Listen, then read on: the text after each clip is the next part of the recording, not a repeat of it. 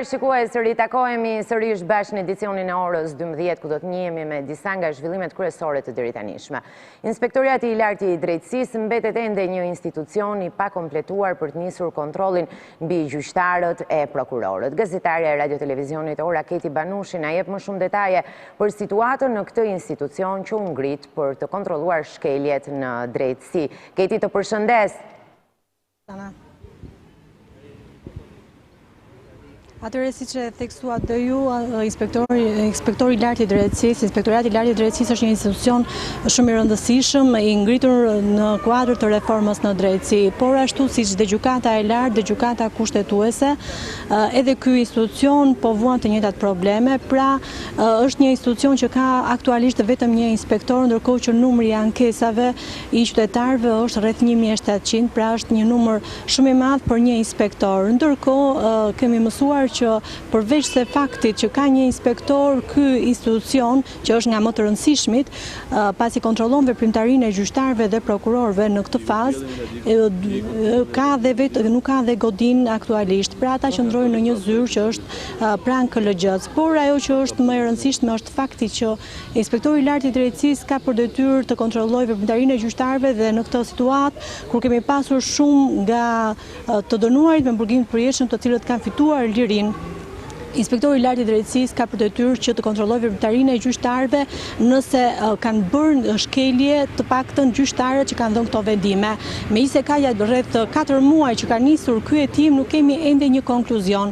Kjo për faktin sepse nuk ka një staf të mjaftueshëm për të dalë në një konkluzion që më pas ti paraqitet Këshillit të Lartë Gjyqësor dhe Këshillit të Lartë të Prokurorisë në rast se kemi shkelje të gjyqtarëve dhe prokurorëve për të marrë një masë disiplinore. Pra aktualisht është jashtë funksionit një institucion i cili është shumë i rëndësishëm për faktin se reforma në drejtësi ka qenë dhe prioriteti në të gjitha diskutimet që janë bërë dhe kohët e fundit. Por inspektori i lartë i drejtësisë, megjithëse është një institucion shumë i rëndësishëm, është lënë në hije për të gjitha këto probleme, pra aktualisht është inekzistent. E qartë. Keti, të falenderojnë, ne ndërkohë do të ndjekim në vijim kronikën e cila na informon më gjërësisht lidhur me të gjithë informacionin që Keti Banushi, gazetarja e Radio Televizionit Ora, përcolli për ne, dhe më pas rikthehemi për të tjera zhvillime. I krijuar si nga institucionet më të rëndësishme të reformës së re në drejtësi me apo pa qëllim, inspektori i lartë i drejtësisë është lënë në pikë të hallit, pas zyra dhe me një inspektore që duhet të shqyrtojë 1700 ankesa të qytetarëve për prokurorë dhe gjyqtarë përfshi dhe hetimet që kanë nisur kryesisht për lirimet e të dënuarve, duket se ky institucion është inekzistent. Nuk dihet se si dhe kur do të jepet zgjidhje këtij problemi, por fakti është që gjyqtarët dhe prokurorët vijojnë të jenë të pakontrolluar dhe hetimet e nisura muaj më parë për gjyqtarët që kanë liruar të dënuar me burgim të përjetshëm apo të dënuar të tjerë që u kishin mbetur disa vite burg, po ecin shumë ngadalë. I LD mësohet se ka në hetim 3 raste, një prokuror dhe 2 gjyqtar. Bëhet fjalë për prokurorën e çështjes së Bilbil Hasanit, i cili u vret në paraburgim, gjyqtarën e kryesin Keleda Hoxha për 2 raste lirime me kusht, si dhe gjyqtarën e gjykatës së Korçës Markelian Kuqo, i cili ka liruar ato që njihet si ger generali. Pas verifikimit, inspektori duhet i paraqes konkluzionet së bashku me propozimin për masë disiplinore nëse ka, Këshillit të Lartë Gjyqësor për gjyqtarët dhe Këshillit të Lartë Prokurorisë për prokurorët, të cilët duhet të vendosin masën për magjistratin. Por deri tani ky institucion nuk ka mundur të bëjë asnjë propozim, asnjë hetim nuk ka përfunduar. Për më tepër, ky institucion nuk ka një godinë të tillë për të punësuar administrat, pasi ndodhet përkohësisht vetëm në një zyrë në ambientet e KLG-s. Ndërkohë në godinën që është vendosur për ta është hedhur një tjetër institucion.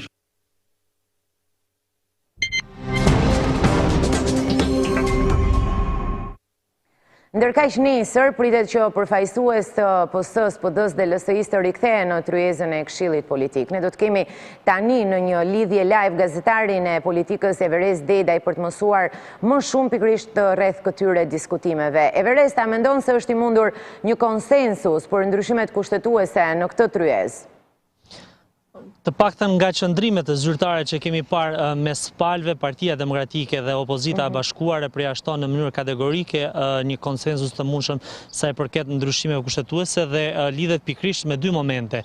E para është me heqjen e koalicioneve parazgjedhore dhe e dyta është me ndryshimin e pragut. Sipas Partisë Demokratike, ndryshimi i pragut por edhe heqja e koalicioneve kërkojnë një analizë më të thellë, pra kërkojnë një diskutim më teknik i cili duhet shtrirë në kohë, por ajo çfarë ndoshta mund të arrijë apo mund diskutohet gjithësisht është hapja e listave, por pa ndryshuar pra sistemin dhe pa ndryshuar pragun të cilin është kërkuar zyrtarisht nga opozita parlamentare. Në fillim kërkua një prag 5%, pastaj zbriti një prag 3% dhe kohët e fundit po diskutohet mundësia një pragu 2%. Ajo çfarë do të diskutohet në Këshillin Politik është fakti se nuk mund të kalojnë pra ndryshime kushtetuese vetëm me opozitën parlamentare, duke theksuar se faktorët politikë siç është Partia Demokratike dhe forcat e tjera opozitare duhet të jenë pjesë e këtyre diskutimeve. Ajo çfarë shihet me interes dhe çfarë sjell një vëmendje të shtuar është fakti se Këshilli Politik ka ndryshuar tashmë edhe formulën për faktin se nesër pritet që të jetë edhe vetë kryeministri Edi Rama, gjithashtu nga ana e Partisë Demokratike do të jetë pjesëmarrës sekretari i përgjithshëm Gazmend Bardhi, do të ketë dy përfaqësues të opozitës parlamentare, i cili do të jetë zoti Murrizi, që nuk ka qenë deri në këto pra gjatë kohës së diskutimit Këshillin Politik, por edhe zonja Rudina Hajdari. Çfarë është më interes është fakti se zoti Murrizi në vazhdimsi nuk e ka njohur Këshillin Politik duke e cilësuar si strukturë jashtëparlamentare që nuk ka asnjë vlerë, por nga dita e nesërme do të jetë edhe ai vetë pjesë e këtij Këshilli Politik për dy çështje, siç e thash, janë tre momente të rëndësishme, është heqja e koalicioneve parazgjedhore, është ndryshimi i pragut, por edhe hapja e listave.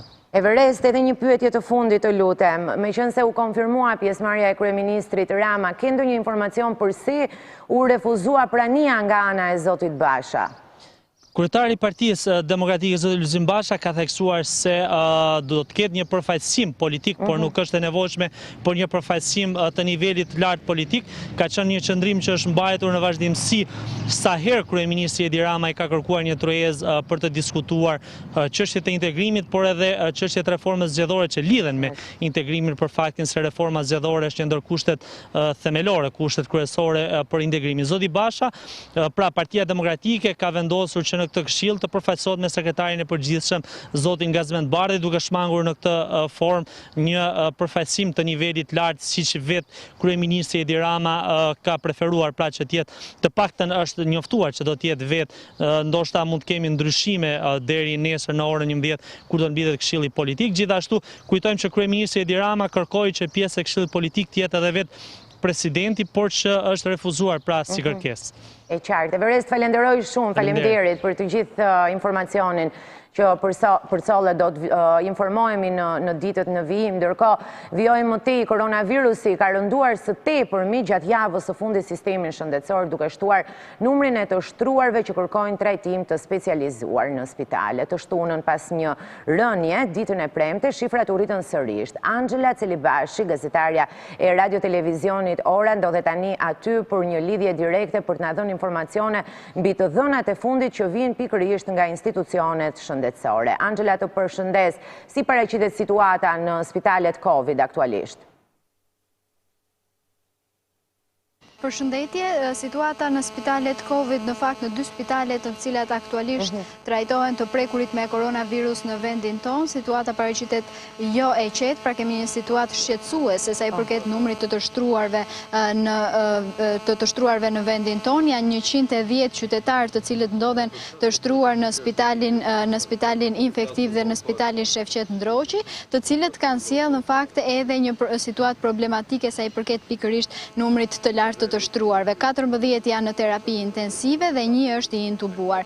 Duhet të theksuar gjithashtu se shqetësues mbetet edhe fakti se ka një numër të lartë të prekurve në 24 orët e fundit. Ditën e djeshme, Ministria e Shëndetësisë njoftoi 104 persona, 102 persona të cilët rezultuan pozitiv me koronavirus, duke e çuar numrin e të prekurve në total në një numër të konsiderueshëm të lartë të personave të prekur. Pra mund të theksojmë se Nga fillimi I pandemisë deri në ditët e sotme janë 4.008 persona të cilët kanë rezultuar pozitiv me koronavirus, ndërsa humbjet e jetëve gjatë gjithë kësaj periudhe pandemike në vendin ton kanë shkuar 111. Ditën e djeshme, pra vetëm në 24 orët e fundit, kanë qenë 4 persona të cilët kanë humbur jetën si pasojë e pandemisë, pra si pasojë e virusit, por duhet theksuar se njëri prej tyre fatkeqësisht nuk ka patur sëmundje të tjera bashkëshoqëruese, duhet theksuar se rastet e humbjeve të jetës në vendin ton kryesisht kanë qenë me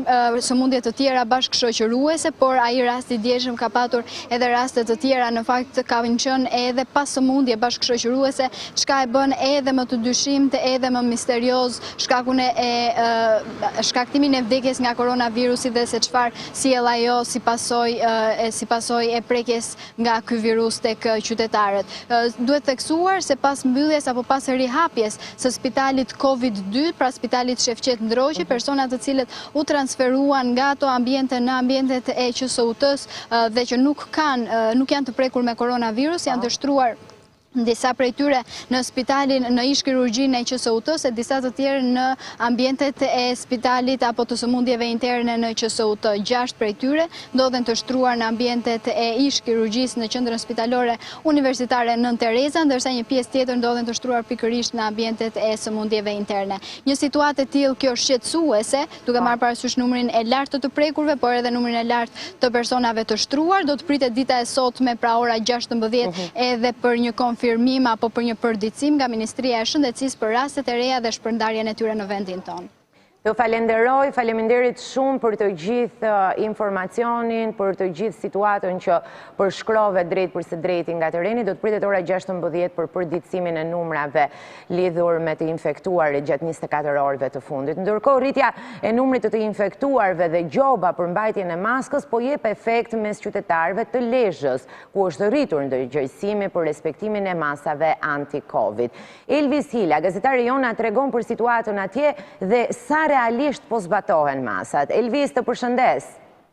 Ju përshëndes nga Lezhë Kosana. Në fakt, qytetarët lezhjan duket si tremben më shumë gjobave se virusit COVID-19. Nëse deri pak ditë më parë lëviznin pa maska dhe në mënyrë të grupuar, tashmë situata ka ndryshuar që me hyrjen në fuqi të aktit normativ të qeverisë që bën përdorimin e maskës të detyrueshme në institucione shtetërore, në bizneset private, por edhe në njësi të tjera shërbimesh, shihet se ka një ndërgjegjësim të përfaqësuesve të këtyre institucioneve dhe bizneseve, por edhe të vetë qytetarëve, të cilët pra kanë nisur që të përdorin maskët. Në madje edhe në rrugët e qytetit nga një vëzhgim që ne kemi bërë, kemi parë qytetar të shumë të cilët kanë nisur pa që të lëvizin me maska, ndoshta ju tremben tashmë pra edhe masave administrative të cilët I parashikon edhe akti normativ I qeverisë. Duhet theksuar fakti se prej një muaj në rajonin e Lezhës numri I të infektuarve me COVID-19 ka ardhur gjithnjë në rritje, por fatmirësisht shumica e rasteve nuk kanë simptoma të rënda dhe po trajtohen në kushte shtëpie dhe vetëm një pjesë e vogël e pacientëve të prekur nga COVID-19 ndodhen pra në spitalin infektiv në Tiranë. E qartë. Faleminderit shumë Elvis, faleminderit për të gjithë informacionin, faleminderit që përshkrove si është situata aktualisht në Lezhë lidhur me masat. Në fakt ka një gjop prej 2.000 lekësh të rinj për ata të cilët do të shkelin pikërisht akt administrativ mos mbajtjen e maskës. Ndërkohë postohemi në të tjera informacione.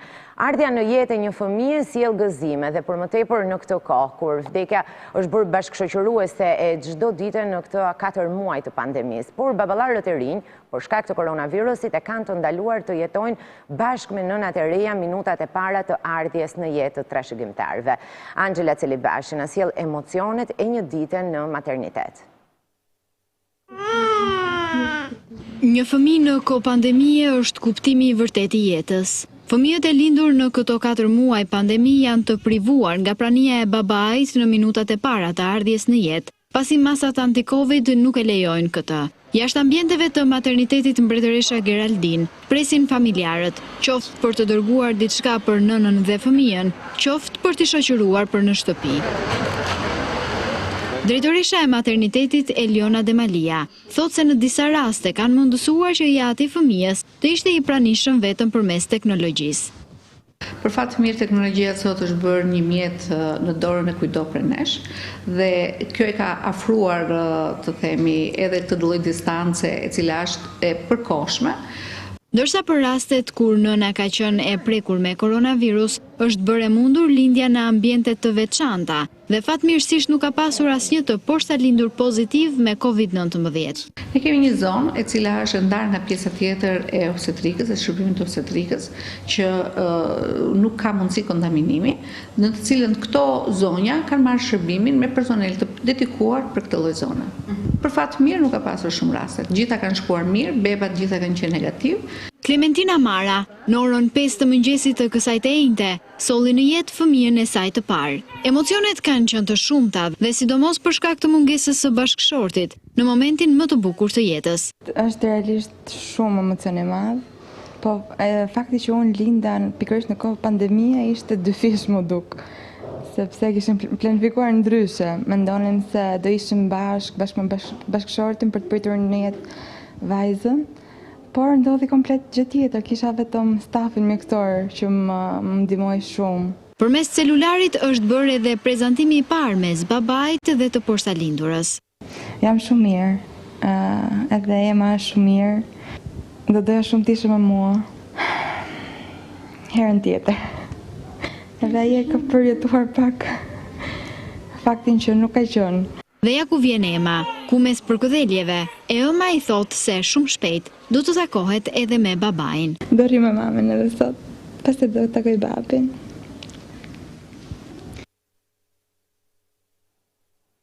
Policia e Rendit dhe ISHSH po ushtrojnë kontrole me standarde të dyfishta për pishinat. Edhe pse gjendja e jashtëzakonshme ka përfunduar, ISHSH ndalon ushtrimin e aktivitetit të këtyre subjekteve në kryeqytet, por lejon ato në Bregdet.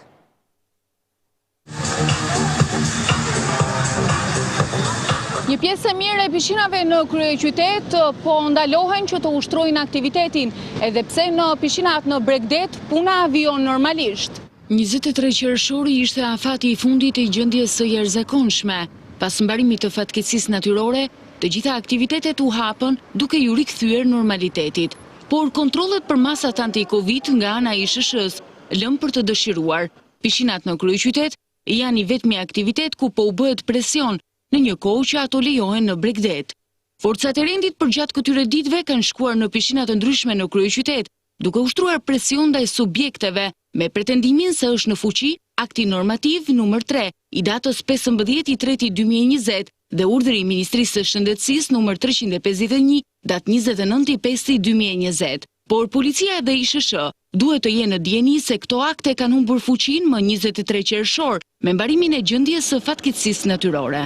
ISHSH do duhet të jap shpjegim se përse të gjitha pishinat në Bregdet janë të hapura pa asnjë lloj kufizimi dhe sepse po u bëhet presion bizneseve në kryeqytet. Varfëria në familjen Karaj në Baldushk të Tiranës është ulur këmbkryq, sidomos mjafton të pamundësia ekonomike.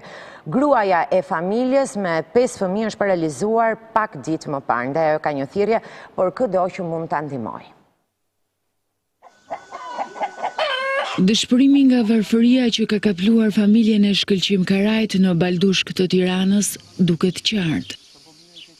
Vjollca, nëna e 5 fëmijëve, tregon se edhe shtëpinë që sot jetojnë u ka ndërtuar një shoqat, pasi të ardhurat që marrin nuk ju dalin as për bukë të thatë.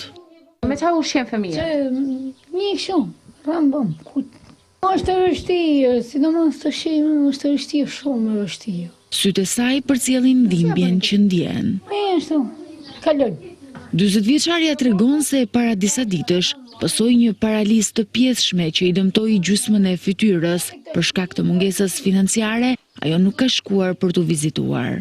Po nevoj kam, se në vetë një më paralizë, kam në ashtu lek me shkuën e i këte s'del. Jemi shumë vetë në shpi. me zërë, me vështërsi të kaloj. Apeli i saj shkon për ndihmë kush të mundet, pasi të ardhurat që merr nga shteti nuk i mjaftojnë as për të ushqyer, e jo për nevoja të tjera.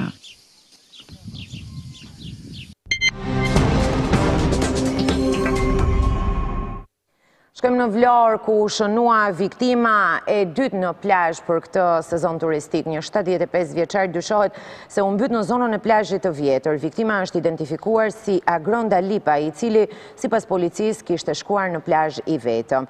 Që kur ka nisur sezoni turistik në plazhet e vendit, janë shënuar disa viktima kryesisht të moshuar. Ataku kardiak dhe mbytja kanë qenë shkaqet kryesore.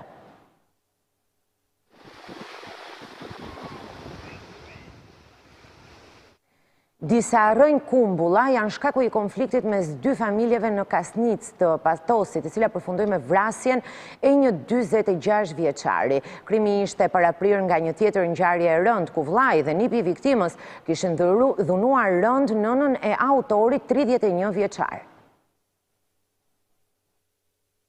E njihim, edhe të dy emrat e njihim se ishin këtu në televizori vetë. Keni dëgjuar këtu si kam pasur konflikte të vazhdueshme? Nuk e di, me përparimi nuk e di, flas dot, nuk e di. Ta para një 6 vjetë u zun me nipin, ky person viktima. Ta tani pretendoni se kur këta vrasësi që ka bërë këtë aktin, ky ka zënë copa ndaj, po pa, është patapi, është mera, ka qenë mera e fshatit, edhe pretendon dhe sikur që kur ish kooperativa ka qenë kumla e mbjet. Edhe dhana 3 rrejnë, po pa i hedhur në tapi.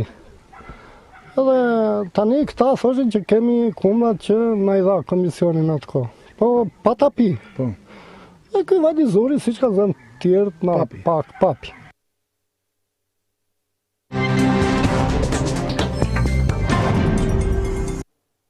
Agentët imobiliar të pasurive të patundshme do të kenë detyrimin që të raportojnë rastet kur kanë dyshime për pastrim parash. Qeveria ka propozuar një ligj të ri ku detyron agentët të jenë më të vëmendshëm ndaj fenomenit të pastrimit të parave. Ata do duhet pajisen me licencë për ushtrimin e profesionit dhe në rast se ata do të kryejnë shkelje, do të ndëshkohen deri në pezullim të aktivitetit dhe heqje të licencës. Agentët e shitblerjeve të pasurive të paluajtshme do duhet të raportojnë pranë autoriteteve rastet kur kanë dyshime se nëpërmjet transaksioneve financiare po kryhet pastrim parash. Qeveria ka hartuar një projekt ligj që i përcakton rregullat të reja agjentëve imobiliar në lidhjen e kontratave të shitblerjeve. Drafti vjen pas raporteve për nivelin e lartë të ekonomisë informale. Madje në relacionin që shoqëron nismën, theksohet se në Shqipëri sektori i pasurive të patundshme paraqet një rrezik të lartë për pastrimin e parave. Ligji i ri parashikon rregullimin e profesionit të lirë të agjentit, tarifat, si dhe mënyrën e ushtrimit të këtij profesioni. Agentët imobiliar para nisjes së punës do të detyrohen të marrin një licencë përkatëse nga ana e autoriteteve. Madje parashikohet të bëhet dhe trajnimi detyruar i agjentëve për evidentimin e rasteve të qarkullimit të parave në mënyrë të paligjshme. Në rast se gjatë ushtrimit të detyrës konstatohet se nuk kanë bërë të ditur të dhënat, do të ndëshkohen me mazë deri në pezullimin e licencës me një afat 5 vjeçar. Krahas raporteve ndërkombëtare, antimafia italiane sinjalizon për herë të parë se paratë e fituara nga aktiviteti i paligjshëm i grupeve kriminale shqiptare në Itali investojnë në vendin tonë asete strategjike si në sektorin e turizmit dhe të ndërtimit.